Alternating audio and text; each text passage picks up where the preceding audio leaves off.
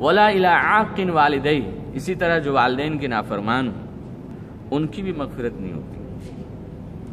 والدین کی نافرمانی آج کل ایک وبا سی بن گئی ہے، اور ایک قیامت کی نشانیوں میں سے کہ لوگ دوستوں کی بات کو اونچا رکھیں گے، آگے رکھیں گے، والدین کی بات کو پیچھے رکھیں گے۔ دوست نے کہہ دیا پتھر کی لکیر ہو گئی، اس کو عمل کرنا ہے، اس کو ماننا ہے۔ ارے دوست نے کہہ دیا کیسے انکار کریں گے، سہیلی نے کہہ دیا کیسے اس کو انکار کریں گے۔ والدین کی باتوں کو لوگ ترجیح نہیں دیتے، خاص طور سے بڑھاپے کے عالم میں۔ قرآن نے بار بار کہا ہے کہ بچپنے اور بڑھاپے کی عمر دونوں برابر ہو جاتی ہے، اس میں عقل نہ ڈھونڈو۔ جس طرح بچے کچھ بھی بولتے ہیں، کہتے ہیں، کوئی پریشان ہوتا ہے، سوچتا ہے بچہ ہے، اسی طرح بوڑھے بھی بچے بن جاتے ہیں۔ تو اگر اس وقت ان کی عقل کم ہو گئی ہے یا کچھ کہتے ہیں تو ان کا برا نہیں مانو۔ قرآن نے یہاں تک کہا کہ اف تک نہ کہو، جھڑکو نہیں، نہ ان کے سامنے نہ ان کے غائبانے میں، اور ان کے لیے دعا بھی کرتے رہو، ان کے لیے دعا بھی کرتے رہو، سراپا رحمت اور شفقت بن کر رہو۔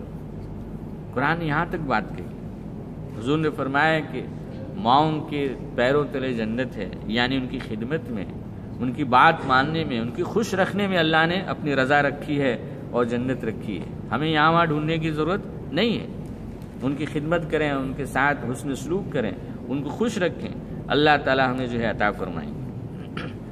تو نصف شعبان کو سارے لوگوں کی مغفرت ہو جاتی ہے، لیکن اگر والدین کا نافرمان ہے تو ان کی مغفرت نہیں ہوتی۔ بہت سے لوگ ہوں گے ایسے جنہوں نے والدین کو ستایا ہوگا، ماؤں باپوں کو ستایا ہوگا، ان کی بات کو نہیں مانا ہوگا۔ دیکھیں، اگر والدین کی خدمت کریں گے، حضور فرماتے ہیں تمہارے بڑھاپے میں بھی اللہ تعالیٰ کسی نہ کسی کو پیدا کر دیں گے جو تمہاری خدمت کریں گے، تمہاری بات مانیں گے۔ دنیا میں اللہ عطا فرماتے ہیں۔ حضور نے فرمایا کہ جو شخص چاہتا ہے کہ اس کی عمر میں برکت ڈال دی جائے، اس کے رزق میں وسعت ڈال دی جائے، تو اسے چاہیے کہ وہ صلہ رحمی کرے، رشتوں کو جوڑے، اور دنیا میں سب سے قریب ترین جو رشتے ہیں وہ والدین کے ہیں۔ گویا ان پہ ہم خرچ کرتے ہیں، ان کی ضروریات کا خیال رکھتے ہیں، تو بوجھ ہرگز نہ سمجھا جائے۔ اور بوجھ کیسا؟ اگر کرتے ہیں تو گویا کہ ایک طرح سے ہم بدل دے رہے ہیں۔ آپ کو بڑا کیا، کھلایا پلایا، ضروریات کا خیال رکھا، نئے نئے فیشن لا کر دیے، کپڑے لا کر دیے، نئی نئی چیزیں لا کر دی، بڑے خوش ہوتے تھے۔ اور بڑھاپے میں جہاں کچھ تقاضا کر دیا اور بیوی نے آنکھ دکھا دی، بس بھیگی بلی بن گئے، جبکہ آپ کو انہوں نے پال پوس کر بڑا کیا۔ وہ مالی جو پودے کو پروان چڑھائے اور اس میں سایہ ہو جائے، پھل دینے لگے، تو کون زیادہ حقدار ہے اس سایہ کا اور اس پھل کا؟ وہ مالی جس نے لگایا ہے۔ لیکن جب سایہ دینے کے قابل ہوا درخت، پھل دینے کے قابل ہوا درخت، تو اسی مالی کو محروم کر دیا جائے اور دوسرے جو باہر سے آئے ہیں وہ اس سے فائدہ اٹھانے لگے، تو دل پہ بڑی چوٹ لگتی ہے، کسک پیدا ہوتی ہے، درد ہوتا ہے۔ اس کو وہی محسوس کرتا ہے جو ان حالات سے گزرا ہو۔ لہذا یہ معمولی بات نہیں ہے۔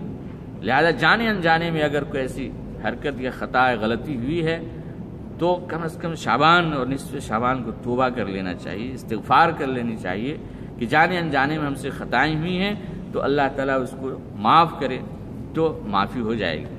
والدین کو راضی رکھو، ان کی خدمت میں اللہ نے جنت رکھی، اپنی رضا رکھی ہے، جان و مال کی برکت رکھی ہے، ان کی دعائیں لینے میں اللہ نے برکت رکھی ہے۔ اسی طرح ان کے ستانے کو، برا بھلا کرنے کو کبیرہ گناہوں میں شمار کیا گیا ہے، کبیرہ گناہوں میں شمار کیا گیا ہے۔ ایک بار حضور نے فرمایا کبیرہ گناہ بتاؤں کیا ہے؟ کئی چیزیں بتائی، اس میں کہا کہ والدین کو گالی دینا بھی کبیرہ گناہ ہے۔ صحابہ نے کہا اللہ کے رسول، کون شخص اپنے والدین کو گالی دے گا؟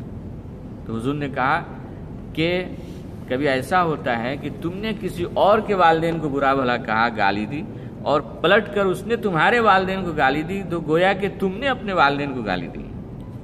اس سے معلوم ہوتا ہے کہ والدین کا احترام، رسپیکٹ اسلام میں کتنا ہے، کہ کہ دوسرے کے والدین کو بھی برا بھلا نہیں کہنا چاہیے تاکہ وہ پلٹ کے آپ کے والدین کو برا بھلا کہے. یہ بھی ایسا ہی ہے جیسے کہ آپ نے خود گالی دی ہے، سبب بنے، ذریعہ بنے. اگر والدین گزر گئے ہیں تو حضور نے فرمایا کہ ان کے لیے استغفار کرنا، مغفرت کی دعا کرنا، ان کے لیے کوئی صدقہ جاریہ کا کام کرنا، ان کے عزیز و اقارب، دوست احباب جو ان کے تھے ان کی خدمت کرنا، یہ بھی ان کے ساتھ حسن سلوک ہے اگر والدین گزر گئے ہیں.